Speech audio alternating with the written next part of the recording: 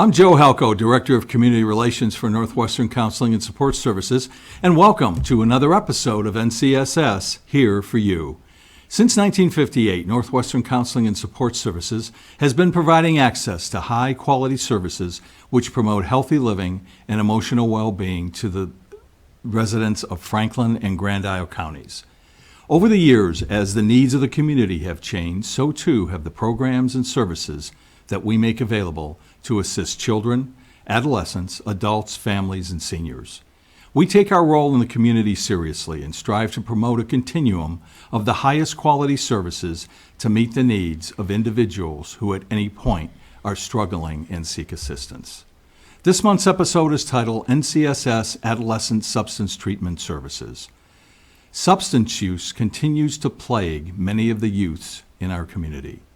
The 2021 Vermont Youth Risk Behavior Survey revealed the following data about high school seniors. That during the 30 days prior to the survey, 37.4% drank alcohol. That 21.4% binge drank. And that 12.2% were either offered, sold, or given an illegal drug on school property.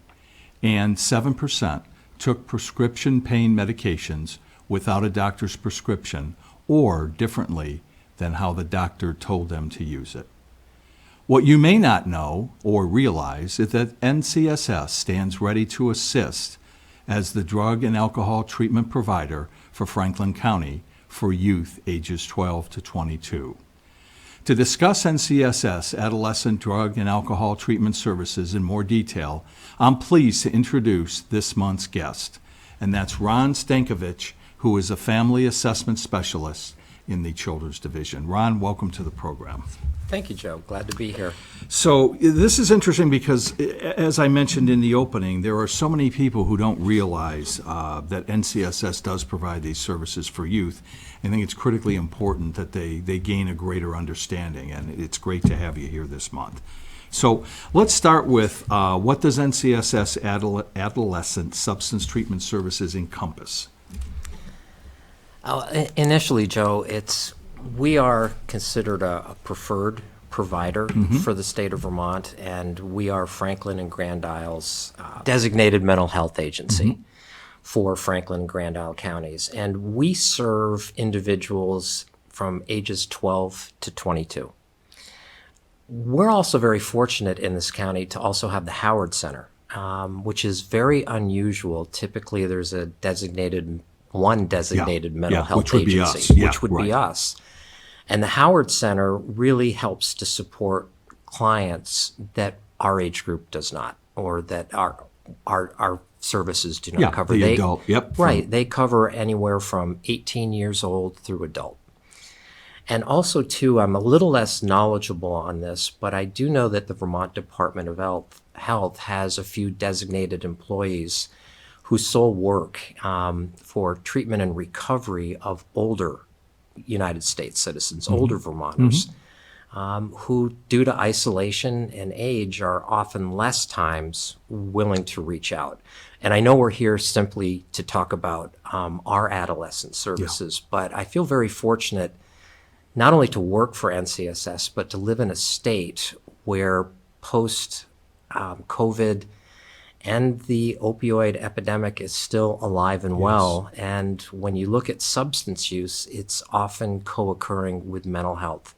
And it's the chicken or the egg. Which comes first? Was it mental health concerns or issues that drove substance use, or was it substance use starting through experimentation, ending with dependence and addiction that caused the mental health issues?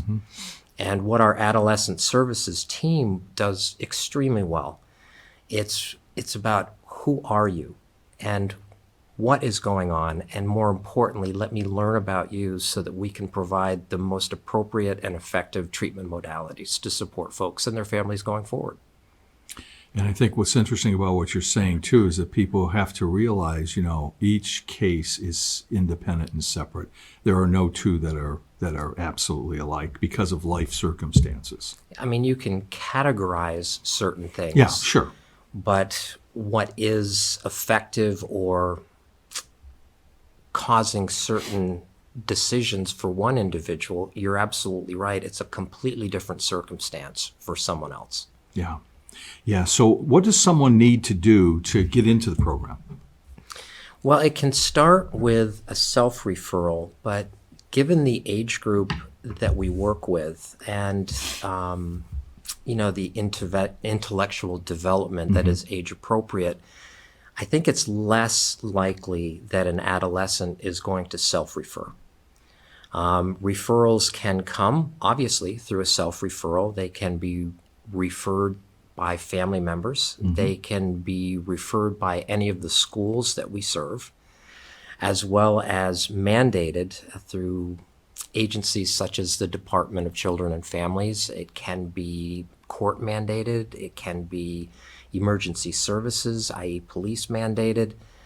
And it can also come from the Restorative Justice Center, which does a great job in terms of when someone is in the grips of a substance use disorder, oftentimes decisions made are not who the person is or what they would normally do if substances were abstinent. And it's an opportunity for an individual to reclaim their life without oftentimes the negative through law enforcement or court action to stay with them for the rest of their lives. So we're very fortunate to partner with them as well. Yeah.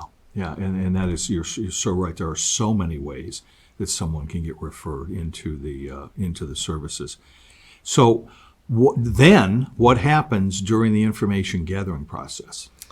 Well, very generally speaking, NCSS's approach is, which is something that I completely appreciate and admire, it's harm reduction. In other words, we do not require abstinence, and particularly for an adolescent, to say you have to stop using whatever you're using before we can provide support. We miss that opportunity, that golden moment when perhaps through family or outside influence or internal processes where an individual is ready but they're still using. So we don't put up that type of roadblock. There's no boundary. It's if you're looking for support, we do not require that an individual be abstinent, though that is the ultimate goal to get them to that point. Yeah. And services and the counseling and the psychotherapy to support an individual going forward. Really, another way to think about it is we're very strengths-based. When we gather information, it's not simply the problem or the issue, especially if it's court-mandated or outside influences. It's an opportunity to learn about an individual's strengths, their needs, and more importantly, their hopes and dreams. Think of it as NCSS provides a personal team for our adolescents. Because once there has been a referral and we begin to gather that information, tell me about you, Joe. Say if you were an adolescent, what makes you unique? I would phrase it in a very different way, but it's a way to capitalize on a person's strengths, their hopes, their dreams, their goals, where it is that they want to be. And by providing that personal team approach, it may be that it's not just simply support for the substance use. Based on the CDC's social determinants of health, homelessness may be an issue, food insecurity may be an issue, transportation, and a whole host of other things that the CDC uses to determine the health of our society. So we can refer to other services. Just because you are receiving adolescent services support for substance use, it does not mean that you cannot access other services, and NCSS really does run the gamut in what we provide to support families. We really are here for you in more ways than one. Yeah. And the interesting thing about what you're saying too is, and also to wrap around someone's circumstances, we may have a wealth of programming, but there may also be a call to another outside community partner right. to also get involved to assist someone in their particular time of need. Yeah, our interconnectedness to other services, organizations, and agencies is also a great strength. We may not be able to provide a service that an individual needs, but we do know who can. Mm-hmm. And I mean, if you're to sum it up, it's what I really truly admire about it is it's meeting the person where they're at. No expectations, you have to meet this. It's like, who are you? Mm-hmm. What is it you want? What is it you need? And then it's our job to, as you say, wrap around the services to get the person to where they want to be. Yeah. So I know we've touched on this, but again, depending on somebody's circumstances, can they receive additional services right at NCSS? The answer, as we have talked, is yes. Absolutely. And it is a myriad of services. And I think it's important to also note that depending on somebody's situation, it may be determined that they are receiving services, and through all of the discussions, for all we know, the next layer there may be a family member who Correct. becomes engaged in services as well, because as we all know, the individual that's receiving the services, and you hope that they can turn their life around. In some circumstances, the place where they're living and the individuals that are a part of their, their structure day in and day out, may also need to be addressed to help them as Yeah. well. You're right. It's a holistic approach that to support an adolescent who is under the age of 18, obviously the family not only needs to be involved, but we require it. We don't require it in a punitive sense, Yeah. but we require it in a sense that it really does take a village to raise a child. And a young adolescent who has been exposed to substances where it has developed into being problematic, we need to support the family and educate the family in order so that when they're not at NCSS, what they learn and what they gain here can be continued at home. So there's a continuity, there's a consistency. So it's not one approach at home, one approach at NCSS. Yeah. Yeah. Now, how does somebody know when they're ready to seek treatment? One of the models that's been effectively used over the years is the stages of change. Generally speaking, the model runs from pre-contemplative, the thought that I need help or that I'm experiencing some challenges in my life through substances is not a blip on a distant radar screen. And the pre-contemplative approach is that there has been no thought to it.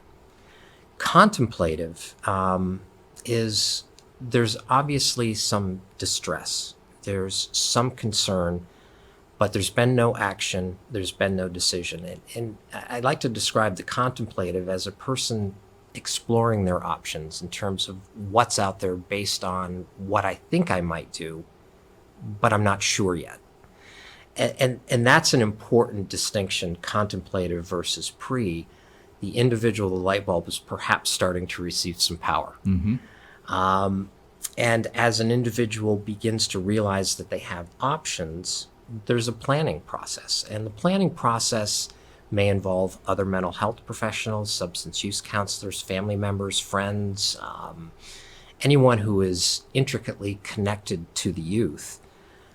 May be able to prime the pump or present options.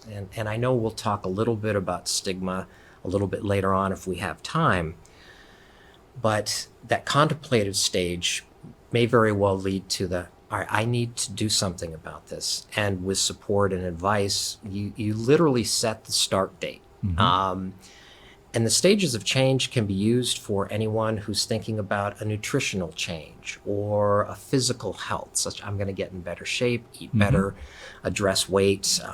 It can be any change that we go through, any significant change. the stages of change work for that too. And the planning stage is, all right, this is what I'm going to do. This is what I'm responsible for. This is my start date. And these are the supports that I will have in place. And then when that day comes, hopefully there's the action stage, that pre-planning, that knowledge of what needs to be done moving forward. So it is a process. It's a slow process. For some, yep, I need to do it. I'm going to do it. For others, it may take thinking about it, getting scared, not having the answers, taking a step back. So it is by no means linear. It's very cyclical. An individual can go from planning back to pre-contemplative. And the hope is that whatever the reason or the individuals or the influence that drove a person to start thinking about it can be there to, as we do, wrap our arms around and welcome that, as opposed to not providing support. And if you're an adolescent who's 12 years old, you're not intellectually prepared for that. And thus the support from family or places like NCSS is absolutely critical to help the individual sort of frame what's going to happen in the future. So there's no confusion. There's no, oh, when was that supposed to happen kind of thing. It's about educating, providing advance notice, mapping out a plan that is in agreement so that there's buy-in. So that nothing cold cocks or comes out of the blue, which can derail an individual's progression. And once you're into the action stage, that's where the metal meets the road, the metal meets the road. The rubber meets the road. Sorry, that's okay. It's a Wednesday, first day with my new tongue, Joe. And then there's the maintenance stage, which is you've gone through it, you've accomplished your goals, but with substance use being a disease, and it can affect a person lifelong or be waiting in the wings, so that if the work stops, old behaviors, things that are learned, can creep back in. So the idea is, what is it we need to do? What is it the individual needs to do to maintain their sobriety, their recovery, if you will, and continue to enjoy the fruits of their labor and a happy life? And then, of course, relapse can be a part of it. Yes. Reinitiation, and that's why when you look at a model of the stages of change, it's circular, where there's really no exit. The idea is that hopefully we get into that maintenance stage and it never becomes an issue. But that's why I'm doubly glad places like NCSS is here. 10 years down the road, an individual may have a perfect storm of events and slip or have a lapse. We're always going to be there for the person, regardless of whether they've been here in the last 10 years or not. Yeah, so true. You mentioned stigma. So let's talk a little bit about the impact of stigma relative to mental health and substance use. You know, it's no different than a young person who has suicide ideation or has engaged in self-harm.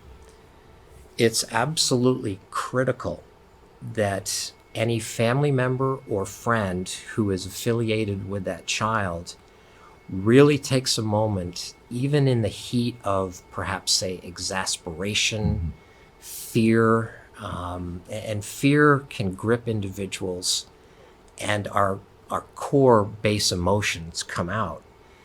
And when you say to somebody, you need to stop, what is your problem? You know the rules of this house. If you don't honor the rules and stop, you're out. What has happened there is an individual unintentionally by the family. I get the fear, the concern, and our base emotions. You know, we go limbic when it's our children, and we want to ensure that their health is first and foremost in our heart. So it's important that we check what we say, and more importantly, how we say it. To use the either you stop by tomorrow or you're out. What the message received is, I guess I really need to kind of make this fly even more under the radar. So there's hiding, there's isolation, there's fear of bias and discriminatory, and we all want to know that we're loved and supported by our families. And not to say that anybody would intentionally do that to their child. What I'm saying is that our emotions can overwhelm us. And what I would encourage any family member to do prior to this being a situation is know what the resources are. Know what NCSS provides. Learn or attend any type of seminar or presentation that can give you the tools on how to talk to your children. Even Parent Up Vermont is great in terms of resources. How do you talk to an individual about substance use and mental health concerns? Mm-hmm. And it's designed with younger folks in mind. You know, stigma happens when the choices made are perceived as you had control and it's your fault. Let's switch that. Say somebody has been diagnosed with cancer. All right.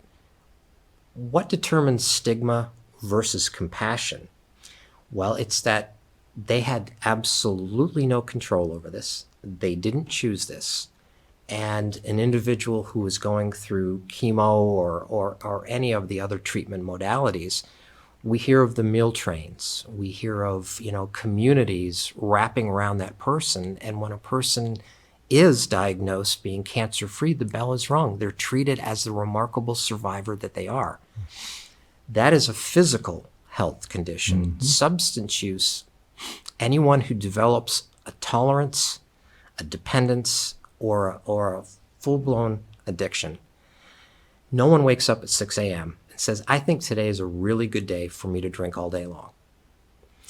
And my fear is that particularly with alcohol and benzodiazepines, such as Xanax, mm-hmm. The white knuckle, I'm going to stop on my own, can end in tragedy. Both alcohol and benzodiazepines, I'm not talking about an occasional drink or benzo used as prescribed by your doctor. I'm talking about a substance being used to address anxiety, depression, PTSD. A child may have experienced sexual, physical, or verbal abuse. They may have experienced homelessness or a whole variety of things that lead to trauma. And the ACEs is the more adverse childhood experiences a child has, the more predisposed they are to developing an addiction. And so compassion will occur when we believe that an individual did not choose their position, that they did not have control over it. And hopefully we'll get to a point where we can talk about the progressive nature of the disease. But once a substance has control, and if there are co-occurring mental health and substance use issues, the sooner medical intervention and the sooner medical, not just medical, but mental health intervention, the easier it is. But by suggesting to an individual, you need to stop and you need to stop right now, can cause grand mal seizures and death if there has been heavy substance use. And alcohol and benzos, that is why medical treatment is absolutely necessary to not only stave off the withdrawal effects, that feeling of being miserable, which will drive a person back to using substances because that's their equilibrium, that's their norm. Yeah. They're no longer using substances to address the anxiety or any other underlying issues. They're using substances oftentimes because your body says, where is it? And it's not just a physical addiction. It's a psychological.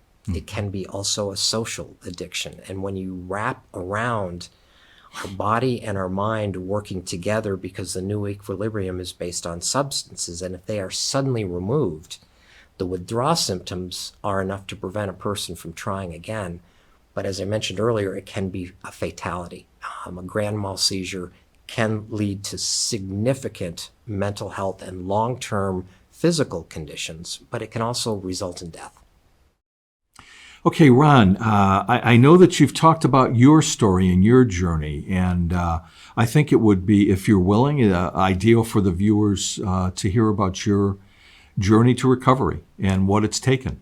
Absolutely happy to share it. It's something I'm extremely proud of.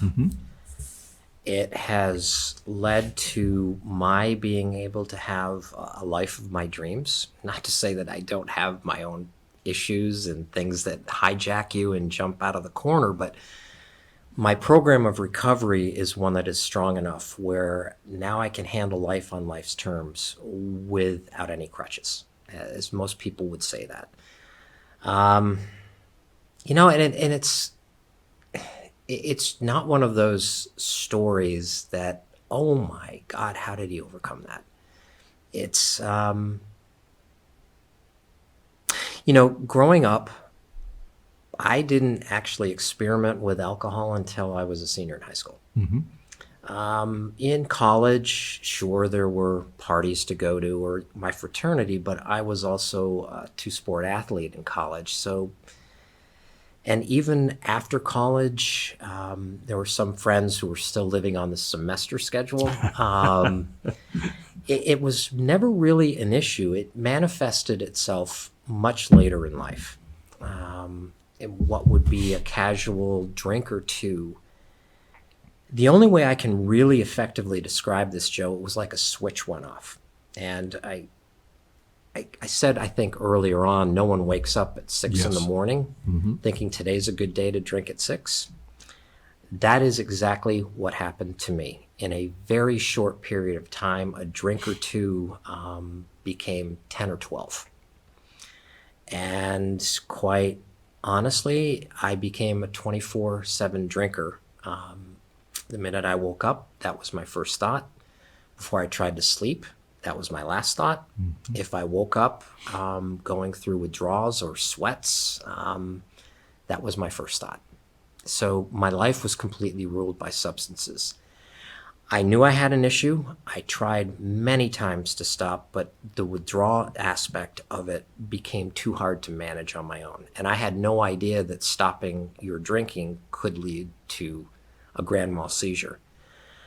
I'm not an overly religious person, but I do remember making a prayer, and I said, God, here's the deal. So I'm telling God what's going to happen. Well, he answered my prayers, but not in a way that I wanted. It was answered by blue lights and law enforcement, being arrested in my hometown. This was also at a time, a long time ago, where there still was the Burlington Free Press Day in court. I had my own section on the 11 o'clock news, and I had a couple of paragraphs in my hometown paper. So any thought that I was hiding what was going on, there was now no mystery. The day after I earned my DUI, I was at a crossroads. I knew I needed help, and I knew I needed to make a choice. And the embarrassment, the shame, and a whole variety of other emotions, something clicked inside of me where I need to do something, and I need to do something now, and I can't do it myself. I'm a relatively intelligent person. Prior to my high level of drinking, I was considered a pillar of the community and where I was employed, and I no longer had that view of myself.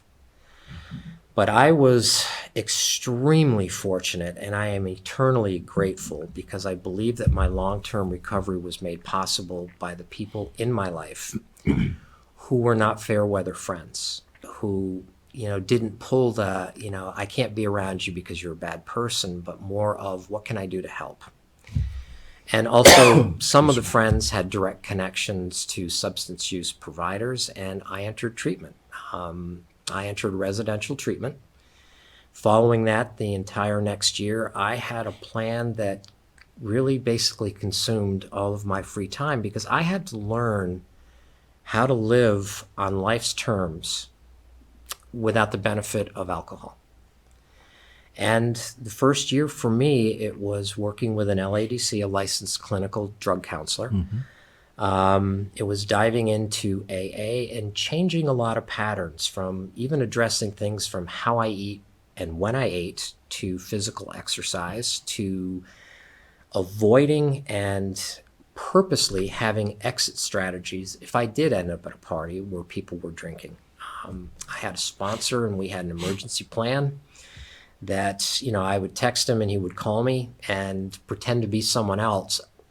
Everyone, I'm really sorry, I've got to go. There's an emergency at home. Don't mind lying in a position like that because this is self-preservation. Mm-hmm. And that first year, it's like you're learning to live life for the first time. I'm not going to say it's easy, but it is the most rewarding thing that I ever did next to having my son. I have long-term recovery because of what sustains me is service to others. When you are in the throes of an addictive cycle, I'm not going to say you, I'm going to say me. I'm not going to speak for anyone else. When I was in the throes of it, I was extremely selfish, extremely self-centered. The only thing that mattered was me and my needs. And what takes me out of that addictive stance is being of service to others. So it's no wonder that at some point in my life I ended up at NCSS, because it's an opportunity to support families. I am a parent first, and knowing that I've got somebody there who is going to support my son is not only rewarding, but it's also, it lowers the temperature gauge. So for me, today, it's much less about a daily AA meeting, or if I was feeling squirrely, 2 or 3. It's not about working with an LADC. I still do work with a mental health clinician so that I process things in a way that is both healthy and supportive. I'm a big proponent of working with a clinician. Mm-hmm. We all need that objective interventions. And by interventions, I mean it's helping you make the best choice for you and cutting through the white noise. I've also been very lucky, and what I'm most grateful for, Joe, is the morning that I made that decision, I have never once thought about taking a drink. I don't believe that that's the same for everyone else, but for me, I have never once thought about taking a drink. And my previous role prior to working at NCSS was heavy into the treatment and recovery communities, particularly education around substance use. That really sustained me as well. I had a chance to talk about an evil in this world and also hopefully be an example of what can be. But I could not do it myself. And so for me, it's also being very grateful for what I have. I start my day with an attitude of gratitude. I end my day with a gratitude list.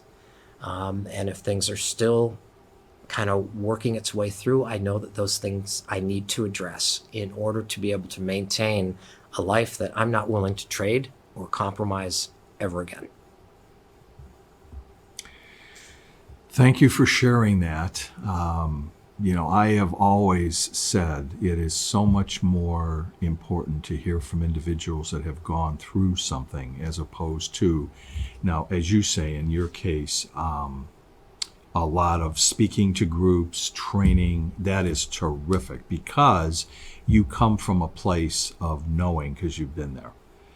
For folks who do the same thing but haven't been there, sometimes people may look at them a little, not skeptically, Sure, but like, yeah, that's fine, but what do you know? You know what I mean? Even though the book smart's part of it. I mean, I as an individual during the throes of my drinking, it wouldn't matter how many letters you had after your name, unless you had experience with it and could empathize and understand where I was outside of the academic knowledge. In other words, practical experience. Yeah. And that's one of the reasons why I've really tried to be as open and honest and share my story. That's what I learned in AA, being of service. You become an example of what individuals are hopefully aspiring to become. Not that I'm any great person or have accomplished anything. It's not about that. It's simply that it can happen for everyone.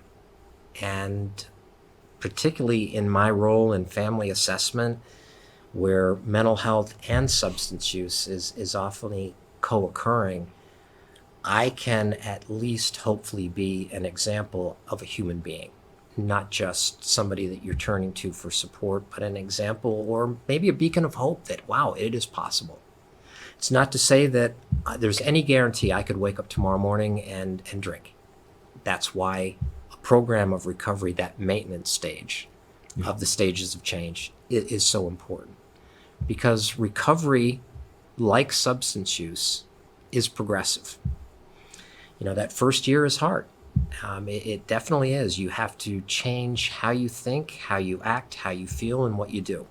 It's so I guess I'm Ron 2.0, if you will. But I'm very conscious of it, and because of my service work and all of my trainings, I'm able to keep the academic knowledge close, but also I keep my memories close. Mm-hmm. I never want to be in that situation again, not just for me, but for my friends and family and people who depend upon me. I want to be an example of what can be and what should be, not an example of what not to do. Well, again, Ron, thanks for sharing that story. Really appreciate it. So you had brought this up just a moment ago. I do want to switch now to, let's talk about the progressive nature of substance use disorder. I mean, abstinence means no use. So no use means no potential for developing a substance use disorder. But when you look at the influences or the impact of a child's life, there's always a genetic concern. And many children, based upon family history, may be very predisposed to developing a substance use disorder. And when you bring in the environmental, any of the things that can negatively impact a child, multiple divorces, absentee parent, substance use by a parent, homelessness, food insecurity, lack of having that one safe, dependable adult in their life who can make that difference for them. Without those tools at their disposal, experimentation, which unfortunately is very peer-driven. Mm-hmm. Hey, guess what? I learned about this. Do you want to try it with me? And, many folks will succumb to the peer pressure, and I understand that. We are all influenced by our peers, and particularly adolescents want to feel like they fit in, that they have a peer group, that they matter, that they are loved, and they are appreciated for who and what they are.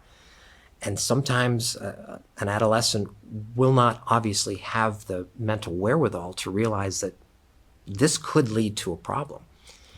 And experimentation is, some folks can take it or leave it. But after experimentation, there may be a certain feeling, and I've heard and read about this multiple times, where an individual after their first substance use say, I feel the best that I've ever felt about myself, and I want to continue to feel that way. So after that initial experimentation, there are various stages that an individual goes through, but basically it can become increased time seeking the substance, planning for that substance. And as the episodes of substance use begin to back up that initial use, there is a progressive nature in terms of less time in between and more time spent using substances. And then as an individual begins to develop a tolerance, it's going to take more of that substance to reach that desired effect. But as we talked about earlier, the psychological and the physical dependence, our new equilibrium, the more that substance is brought in, the more our body and our mind tells us we need more of it. And by the time we get to dependence, meaning that as an individual, we are dependent upon that substance. And the more dependent we are, the higher our tolerance becomes. The higher our tolerance becomes, the more we use. the more an individual begins to use, that drug-seeking behavior becomes the absolute fulcrum or main point of why I'm alive today, is I need more, and I'm going to do whatever I need to get it, which is where we can get into criminal behavior. Where a year ago, if a person had not been using substances, anyone knowing that person said, absolutely not, that would not be my son, that would not be my daughter or my neighbor's child. But yet, that's where they are. And when you develop a full addiction, it means that you are completely ruled intellectually, emotionally, and physically by that substance. And my concern always is for individuals who hopefully, through support from NCSS or other outside agencies, will reach recovery, i.e. a new abstinence, and with medical treatment and medical intervention to stave off the withdrawals or any potential negative consequences from quitting cold turkey, that an individual will have a long, happy life for the rest of their life. But muscle memory is really hard to shake, so that if that perfect storm of events happens and an individual remembers, well, it was 8 drinks or X amount of pills, your body's equilibrium has now changed to being substance-free. And when you introduce a large number that you were used to taking in the past, that's what can lead to overdoses. That's what can lead to fatalities from overdoses.